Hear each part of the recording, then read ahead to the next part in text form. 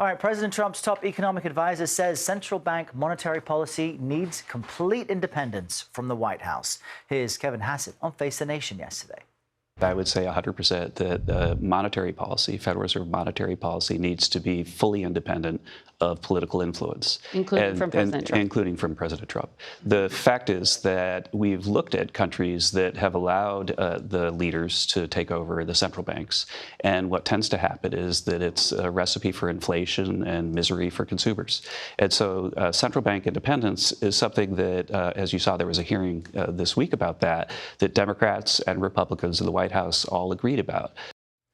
Now, those comments come on the heels of a dismal jobs report. You see it here. The U.S. added just 22,000 jobs in the month of August, and the unemployment rate jumped to 4.3%, which is the highest level since 2021.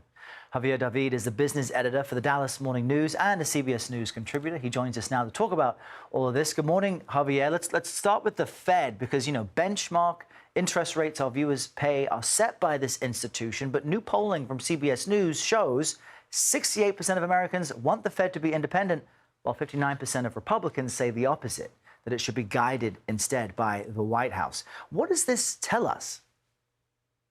It really tells us the Fed is trapped between a rock and a hard place. They're fighting a war on two fronts now. One is against inflation, and the other is this rearguard action against its independence. And the problem was always going to be the growing political pressure would force them to do one of two things: either make the policy decision that was political in nature, a rate cut, or being so wedded to its independence that it made a policy mistake by keeping rates too high for too long. So now they're in this place where inflation has been running hot, but the Fed has sent very clear signals that it's prepared to cut. We got this very ugly jobs data from last month, and that gives the Fed cover to do something, what they've been indicating that they would, which is they can cut rates without it looking too political, but political pressure is still very much top of mind.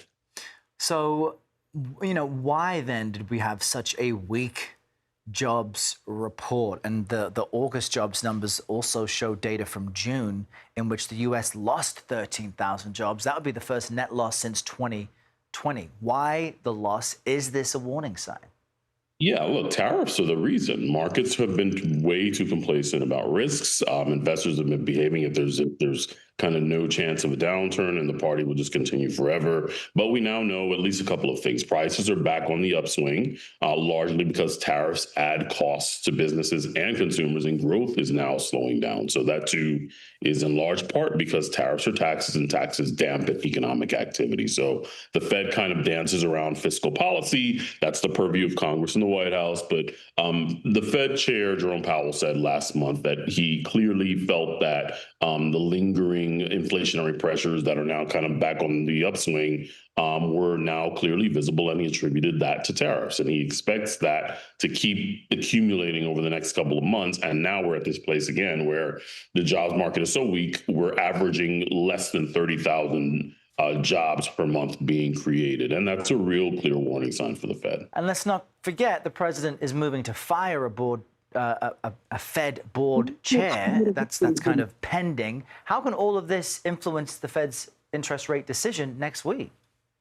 Yeah, look, the Fed is very data dependent. They're proud of that. The data says, however, now that they're losing control of two narratives: price stability and full employment. The Fed is going to cut. It's really just a question of how much. Is it a one-off, or is it the start of a full-fledged easing cycle? And that's the real question. High inflation makes that really tough to do in terms of just cutting rates on a sustained basis. But weakening labor demand really shows that job seekers need an extra sort of helping hand here. And whether they'll get it from the Fed is an open question. Yep. 6:22 in Dallas. Javier, great to have you with us. Thanks for waking up and joining us. Absolutely. Thank you.